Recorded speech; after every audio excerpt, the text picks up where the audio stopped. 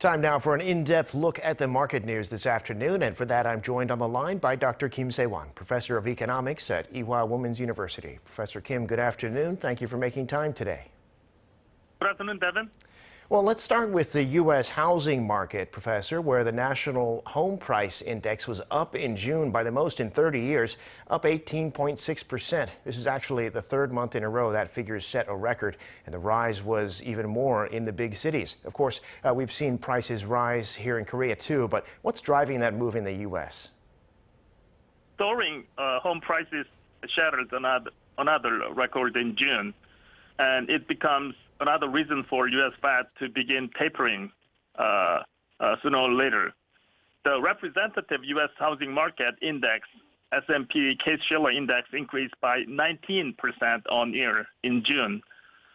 Strong demand for house generated by COVID pandemic and ample liquidity with the lowest level mortgage rate boosted up U.S. home prices and rents, particularly in big cities over West and East Coast. Home prices are expected to continue to surge due to strong demand and persistent demand on housing. Because it takes 3 to 4 years to provide new houses, it won't be easy to increase house supplies in the short run. In this wild U.S. housing market, Fed has been purchasing $40 billion of mortgage-backed securities as a way of providing liquidity to the economy. It means that if Fed begins the tapering, it might help to stabilize U.S. housing market. Right. It does strengthen the case for tapering. Others pointing out, of course, as you did, that there could be backed up demand for a very small number of houses on the market because of the pandemic. But, you know, that had an influence on Wall Street perhaps on Wednesday, where stocks were mixed. There was a gain on the S&P, and the Nasdaq rose to a new high. Another factor, perhaps U.S. payrolls for August coming in well below expectations. What's the story in the global markets? U.S. stocks wavered yesterday, but the Nasdaq jumped to a record to start the month, building on its strong gains from the August. Tech-heavy Nasdaq added by 0.3%.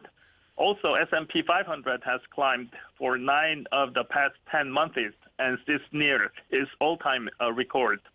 The S&P 500 gained by less than 0.1%. However, the Dow Jones Industrial slipped by 0.1%, mainly due to disappointing labor market news, which added only 370,000 new jobs to U.S. economy. Actually, as you said, Devin, this is much less than market's expectation, only 50% of the market expectation. But Dow Jones Industrial's decline is limited because this weak labor market situation can delay tapering of the U.S. Fed. European markets are quite mixed because of different signals from U.S. economy. And today, Korean stocks were mixed too. The Kospi down quite a fair bit as foreigners returned to selling local shares. We saw a decline in shares of Samsung Electronics and SK Hynix, both chip makers. The Nasdaq, though, eking out a slight gain. Tell us about the domestic market. Domestic market was also mixed between Kospi and Nasdaq today. As more data shows U.S. economy recovery is delayed, quite a few cyclical stocks in Kospi declined. Particularly foreign investors, 2 straight days net purchase has been stopped today. Foreign investors and institutional investors together sold about 1 trillion won, which is a huge amount today. Kospi slipped in a large scale by 1% today, but Nasdaq gained by 0.1% thanks to individual investors large by up to about 150 billion won purchased. And now the latest news on the growth forecast for South Korea. We heard just a minute ago that it came out quite good for the second quarter, and the ratings agency Moodys has boosted its forecast for the year from 3.5% now to 4%, a boost for next year too. Tell us about that and what was behind the decision. A major rating corporation, Moodys, revised up Korea's economic growth forecast for this year to 4%, mainly on strong export.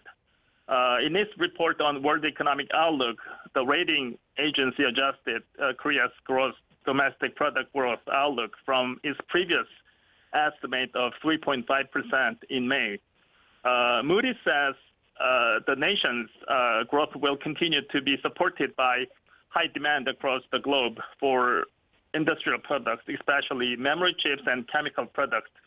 Moodys also revised Korea's growth outlook for next year from previous 3% to 3.2%. And they added that they expect a strong recovery in the country in the next year.